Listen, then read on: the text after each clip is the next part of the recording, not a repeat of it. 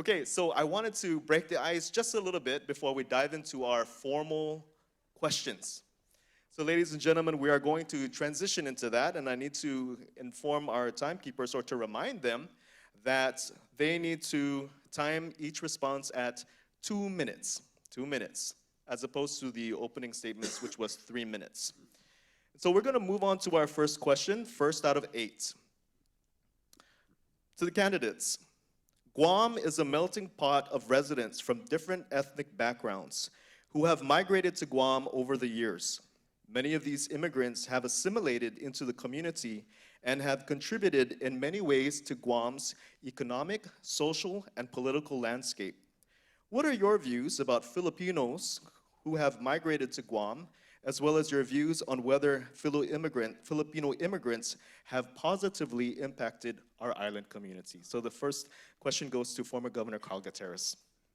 How do I feel about the positive impact of the Filipinos? As I stated earlier, right after the war, the United States started building their bases here, trying to start rebuilding the lives of the people of Guam. 23,000 came here from Iloilo, Pangasinan, and everywhere, even Zambales, where my son-in-law's from.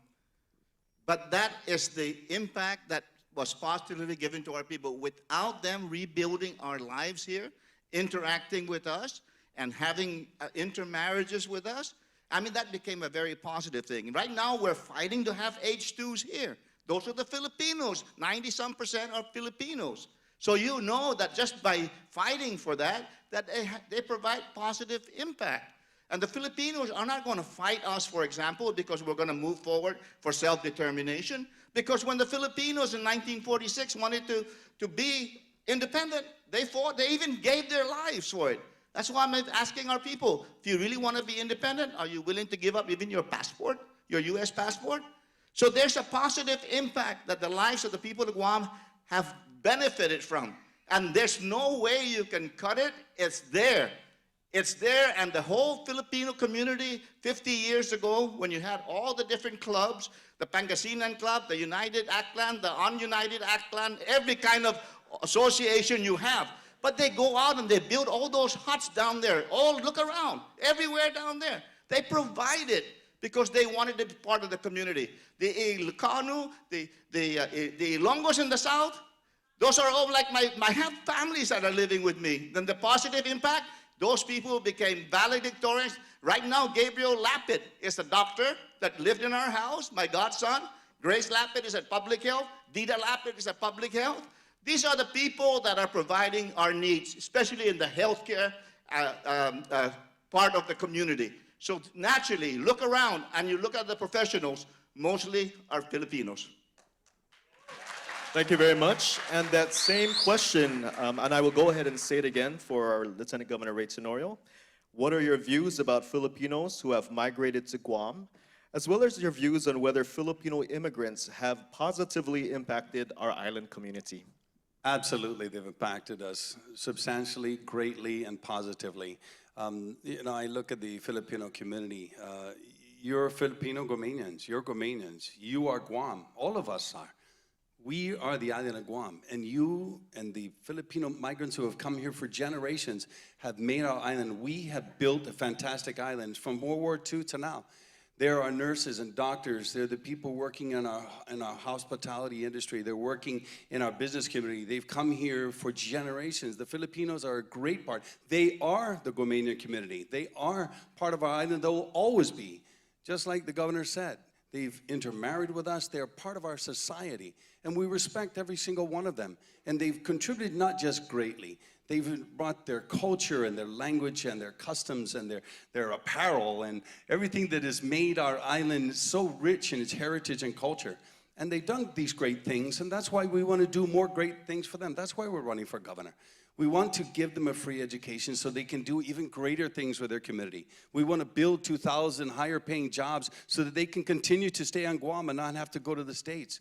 We want to give the Guma 2000 program to be able to build homes that any person can afford and be able to have pride in. There are many people in our society, as you all know, who give deeply, and the Filipinos are a huge part of our society. We say, "Sizos masi,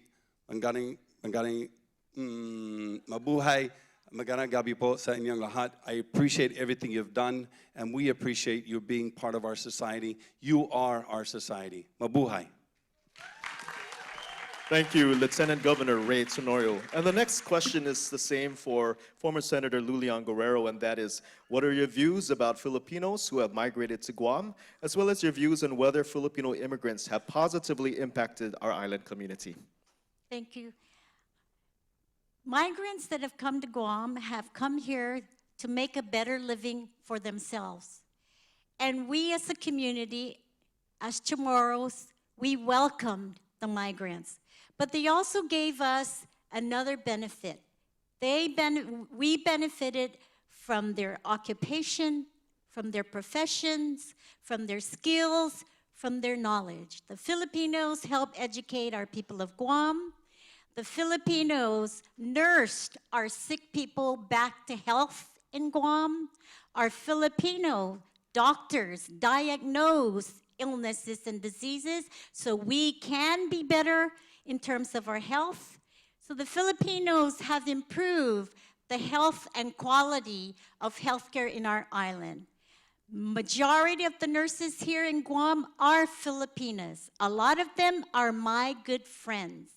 I am very grateful for also the fact that if it wasn't the Filipinos that had come here to help build Guam back after the war, we would not be a community where we are today. People like the Malilais, the Providos, the Espaldones, the Pecinas are great families of Philippine descent and origin and have contributed tremendously to the health, the economy, the education, and the safety of our island. So yes, the Filipinos have made a great impact in our island, and it's something that the people of Guam will always, always live together with our Filipino brothers and sisters. Thank you. Thank you, ma'am. This next question is related to tourism, and the person who will answer it first will be Lieutenant Governor Ray Tenorio. And the question is, we start with a little background. Back in 2017, Guam achieved its best fiscal year in tourism history with 1.56 million visitors. However, tourists now are spending much less than before, and tourists to Guam have declined dramatically in 2018. If elected governor, how would your administration help the tourism industry recover? And what would you do to ensure that tourism remains economically vibrant in the years to come? Ladies and gentlemen, tourism is its record highs. It's never been any better than it is. June blew the record of all the prior June records. We've had year after year and month after month of record-breaking tourists. We've increased our tourists substantially from Korea, and Japan market is coming back. The demand is there. The number of airline seats that are coming in, not only from Japan, but also Korea, have grown. The number of LCCs and flag carriers has grown. And we've continued to grow our economy. The economy has grown so well that 4% unemployment is at record lows. We've seen a GDP grow by almost $1 billion. We have household income that's raised by about 18%. There are more people working in our community than have been ever, and we're continuing to go after them. As governor, I will establish the cruise line that we've been talking about for many years. I think it's important that we advertise and we work with our stakeholders to make sure that they understand that there's a tourism industry that we can capture in that cruise market. Also, I want to set up, and I will as governor, set up direct flights back to Australia as well as open one to Vietnam. I think it's important for us to be able to get that market. And further, I think it's important for us to recognize what's good for the residents is also good for tourists. What's good for tourists is good for residents. Better public safety. But I want to build a public administration building. I want to build a Capitol building in Agana, revitalize that. We will establish the River Walk so that more of our businessmen and our entrepreneurs can sell their wares as well as their food trucks and the restaurants in Agana. We need to revitalize that and capitalize on the history, the heritage, and the culture of the island. because there's a lot more tourists that we can grab. If you go to Tokyo and Taipei and Taiwan and Korea, other countries, you find they close off sections of the road and they open it up just for locals and, of course, tourists to be able to walk up and down. I think we can expand the Chamorro village and the Festback village that we've continued to grow. We need to expand that into the capital. It would be good to see a lot more vibrant activity in Agatna. I know my time's up. So this is Mossing. Thank you very much. Maraming salamat po, Lieutenant Governor Ray Sonorio. That same question will be posed to former Senator Lou Leon Guerrero, and I'll go ahead and say it again, and that is, if elected governor, how would your administration help the tourism industry recover, and what would you do to ensure that tourism remains economically vibrant in the years to come? Just by the question alone that says help tourism to recover says to me that tourism is not all that great. And the numbers are not showing what it's showing in the past years. So we need to really relook at the profiles, and we need to have a data-driven kind of information so we know who the tourists are, we know what they like, what the destinations that they're looking for, where they're coming from, and how much are they spending in tourism. I would, as governor, first establish a tourist advisory council of all experts in the industry and listen to them and learn from them what it is that we need to do to change the attraction and to change the reason why people are coming. I think for more now, tourists are getting older, and what they like to see are more culture kinds of sites. They want to see more history about the people. They want to know more about the people. And so we need to look at that and make that happen for our island. We also need to maybe look at changing our marketing contract and look at how we can get more from the different markets and make it much more, I think, energetic and much more an incentive to come here to our island. So we have to do a lot to help our tourism, to sustain it. It is the bedrock of our economy. And I will work as hard as I can as governor to change that and make it better. Thank you. Thank you, former Senator Lou Leon Guerrero. And the question goes to former Governor Carl Gutierrez as well. If elected governor, how would your administration help the tourism industry recover? And what would you do to ensure that tourism remains economically vibrant in the years to come? Thank you. Well, there's certain things in the tourism market that Guam can control and some they cannot control. Now, we can control the destination itself. What we need to do is to make sure that when we say tourist attraction fund, we just don't spend the millions trying to attract tourists here. We got to take some of that money and spice up and spruce up our destination. You know, when I went down to Inarahan Pool, there's a sign there, Japanese, English, no Chamorro, Tagalog, bawa umihi dito. But because the bathroom is locked, and then you got the other lady from Japan holding a blanket while she umihi right there. If you cannot take care of your destination to make it worth those people going back and telling them, come to Guam is very nice, the Chamorros are nice, and the people of Guam are nice, the Tagalogs are nice, even the Ilonggos. But if you don't take care of your destination, the second part, which I was very much a part of, and you must understand this, that Continental Air Micronesia was a partnership between a local airline, Air Micronesia, of which I was member of the management committee. They just don't pull out, or when they give Continental Airlines employees a raise, I said, you give the raise to our Continental Air Micronesia employees as well. So that's what I'm looking for, to try to find someone that will invest on a Part 121 license to bring to Guam. It'd be a Guam license, and then maybe we can partner up with the Philippine Airlines, Cebu Airlines, or other airlines and fly both flags so that we can have Philippine Airlines fly here and then Guam Airlines flying to Hawaii and everywhere else. This is what you need to do. You have certain control then. And the people just pulling out like United Airlines, they just pull out their big planes, Delta left. So if you don't have control of what brings in the tourists, why, wala nang pag-asa. Thank you, sir.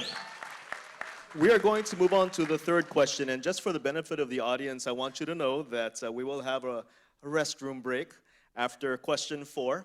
And I do also want to recognize the presence of Attorney Alicia Limtiaco, who is here tonight. Of course, we announced earlier that Senator Dennis Rodriguez and Senator Frank Elgin Jr. could not be here tonight due to session being called. This question deals with self-determination, and the first person who should answer this is former Senator Lulian Guerrero. Most residents agree that it is critically important for our government to fight for the rights of the Chamorro people to exercise their political right of self-determination. However, there are many non-Indigenous residents who have made Guam their home and have greatly contributed to the social, economic, and political landscape and fabric of our melting pot island community. How would your administration balance protecting and advancing the right of the Chamorro people to choose its political self-determination, yet reconcile this with the rights of non-Indigenous Guamanians, many of whom have lived here and contributed to our island community for many decades and who call Guam their home? The right of self-determination, I think, is inherent to all free societies.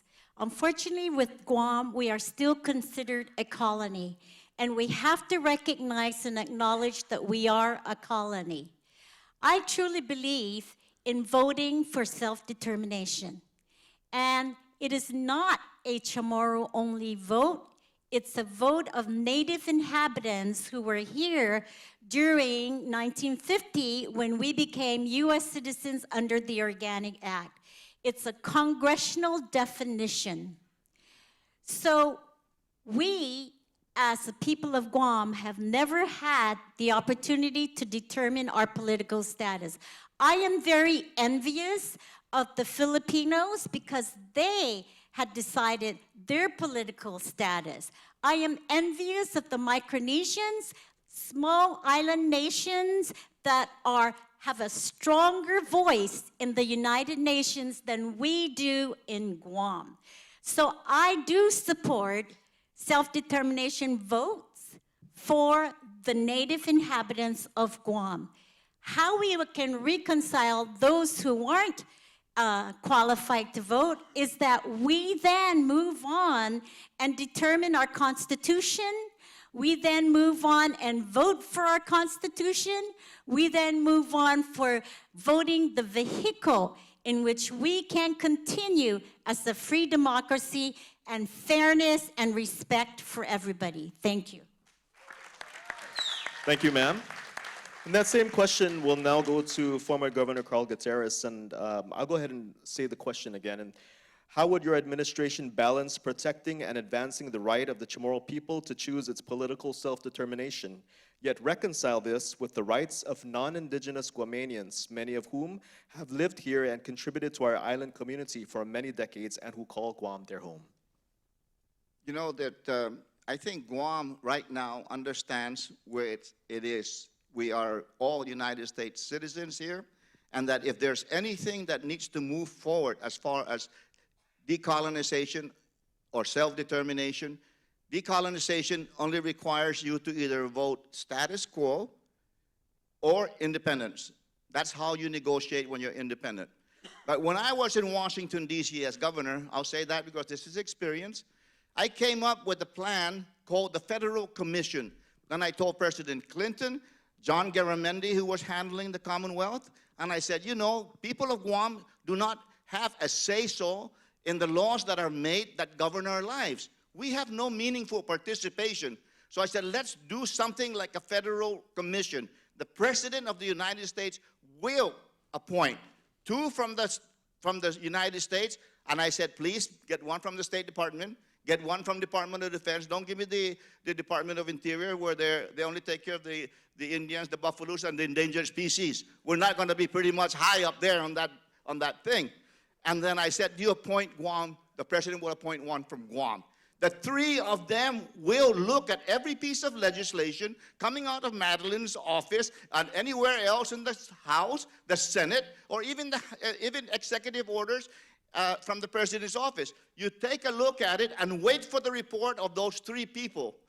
Those 3 people, is it going to impact Guam and other territories negatively? Like the EITC, if we had that commission, that's meaningful participation. This is what the people of Guam are looking for. So if they're going to say, give the EITC to the people, and then they'll say, hey, don't do that. You're going to ruin Guam and the territories. Don't do that. That's what we're looking for, is meaningful participation. I believe that's the way we're going to move forward in self-determination. Thank you, former Governor Carl Gutierrez. And that same question goes to Lieutenant Governor Ray Tenorio. And sir, just for your benefit, you're good? Okay. Thank you very much. That's a great question. Like the Freely Associated States, like the nations of Korea, like the nation of the Philippines, and so many other nations who have decided their own self-determination, what sovereign that they decided to be associated with, we, the people of Guam, need to have this vote. The indigenous inhabitants, predominantly the Chamorros, are finally need to correct this injustice. 300 years of Spanish colonization and 100 years on the American rule. It's time for the Chamorros and the indigenous inhabitants, those, and not all Chamorros. Some were Filipinos who were living prior to this. Some were Chinese. But at the end of the day, ladies and gentlemen, those who are native inhabitants of the island, by virtue of the Organic Act and the laws of Guam, need to be able to make that decision. We must also remember, and I had all the statements who've been made up previously really reflect on this. We have to recognize the people of Guam are good. The Chamorros are good. They're loving people, hospitable people. They're absolutely embraced. Every ethnicity has come to the island of Guam. They love all nationalities, all people. They are good-hearted people, and they believe in doing the right thing. And I know, and I will not vote in a self-determination plebiscite, not only because I'm not qualified, I shouldn't.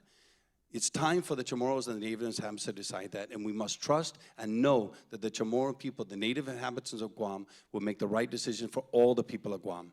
Maraming salamat po. Thank you. Thank you, Lieutenant Governor Ray Tenorio. This is the last question in our first block, question number 4, but before we go into it, I do want to recognize the presence of Attorney Jofet Alcantara, who is the Filipino Community Guam's legal counsel, and I want to give him, as well as Attorney Cesar Cabot, who is a former 3rd Vice President of the FCG, for helping to draft the questions tonight. So thank you for your help, Jofet. And I also want to recognize the past leadership of the Filipino community of Guam, namely our past presidents who are in our audience. We have Mr. Roy Adonai. Thank you for joining us, Roy. And past president as well is Dr. Leabeth Nahalawa. Thank you for joining us tonight and being a part of our discussion. So the first person to answer this question, we're going to go back to former Governor Carl Gutierrez, and this is an economic and financial outlook question. These days, it seems that you cannot read the newspaper or watch the news without hearing about the government's current financial crisis, expecting revenue shortfalls exceeding $100 million for this fiscal year, lacking government financial resources to adequately fund the provision of basic governmental services to our people, talks of government layoffs, payless paydays, and a general dismal economic and financial outlook for our government and our island's economy. What would your administration do to address the gloomy economic outlook of our government and island's economy? According to the media and what we read and hear, is that we are in gloom and doom. But ladies and gentlemen, I'm not sure. I am not sure what the real finances of this government is. But let me assure you, as governor, I will be the tax commissioner by the Organic Act of Guam, federal law. The first thing I will do, before I appoint anybody there, I'm going to go in there and find out what the real numbers are. Are there funds being hidden here, there, anywhere else, making interest there, or wherever? I'm going to go and find out because I have that authority under the Organic Act of Guam. You cannot just go, what are you going to do? Maybe we have money in there, but it's salted away somewhere.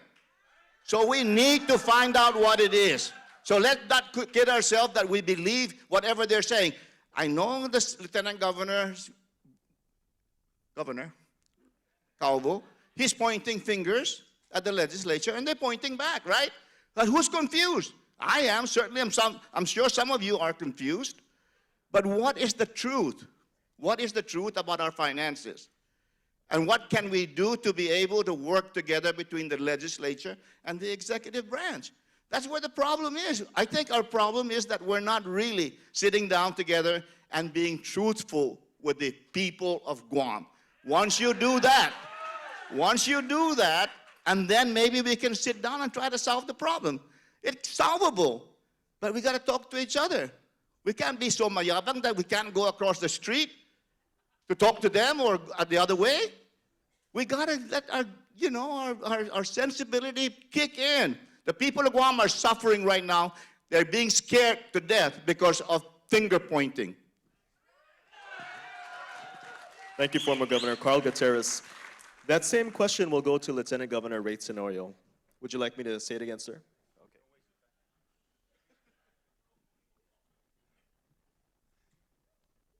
Ladies and gentlemen, the facts are the facts. We don't make facts up.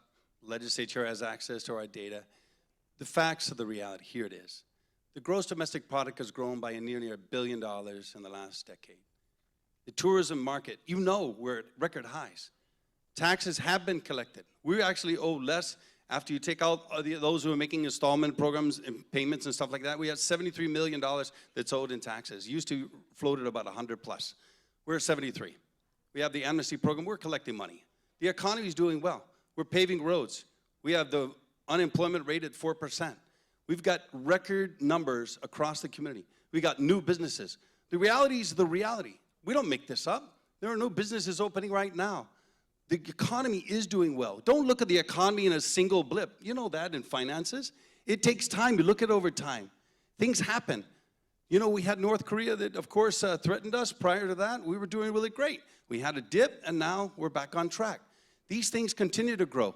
The finances, the economy is built by the people here, those working in all types of industry, construction, hospitality, tourism.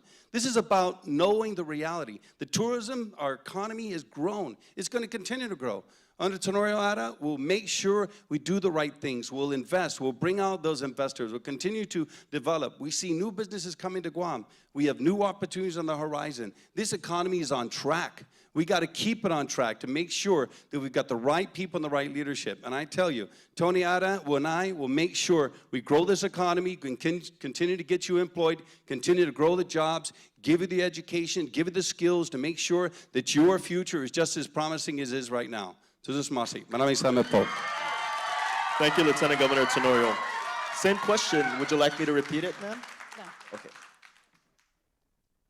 So you can cite that the GDP is up, but we can also cite by fact that the debt has gone up and has doubled. If you look at the numbers and figure out and analyze it, we are in debt. Every one of us is paying $15,000 a year to pay the debt. So what we could do is lower the debt, relieve the debt. And the most important financial information is the cash flow. I will watch the cash flow every day. If you don't have the cash flow, you don't have the money to run the operations of the government. So I will monitor the cash flow very well. I will also invite and bring in other industries that can make and improve our economy. Industries in telecommunications. We have 12 cable lines that are coming in. We can take advantage of our strategic geographic location. We can get Asia to come over to Guam, Guam over to the United States. That's one industry that has not been at all exhausted by this administration and previous administrations. Let's think out of the box, improve our economy, watch your cash flow, get new revenues so we can have money for our hospital, so we can have money for public safety, so we can feel safe in our homes. That's what the Leon Guerrero Tenorio administration will do for the people of Guam. Thank you, ma'am. So this concludes our first round of questions. Just to give you a heads up, I think just as a little bit of a teaser, we're going to have a question here dealing with a visa waiver program, how you feel about healthcare, and how you feel about the H-2 worker issue. So for now, we're going to break for 10 minutes, and we'll see you back on stage, candidates. Thank you.